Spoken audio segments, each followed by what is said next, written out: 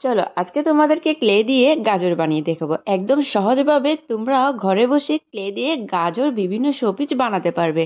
Just হাত দিয়ে একটু ঘুরিয়ে ঘুরিয়ে নিলে তোমার গাজরের শেপটা হয়ে যাবে। এক পাশ থেকে ভালো করে ঘুরিয়ে নিলে নিচেরটা চিকন এবং উপরেরটা মোটা শেপ চলে আসলে তোমার গাজরের পুরোপুরি সুন্দর একটা শেপ চলে আসছে। দেখো, তোমার কিন্তু বেশিক্ষণ সময়ও লাগবে না।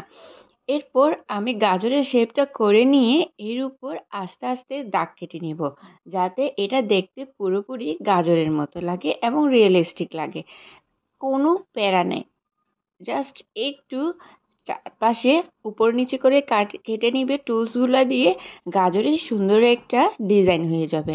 এখন আমি উপরের মাঝখান বরাবর একটা ফুটো করে নিয়েছি। ফুটো করে নিয়ে এখন সবুজ কালার ক্লে দিয়ে পাতা শেপ করে নিব।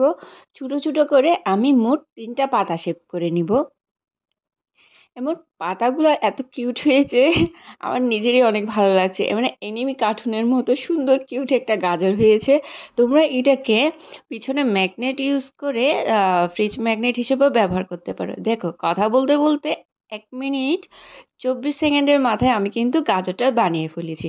কেমন হয়েছে কমেন্ট করবে, লাইক করবে অবশ্যই।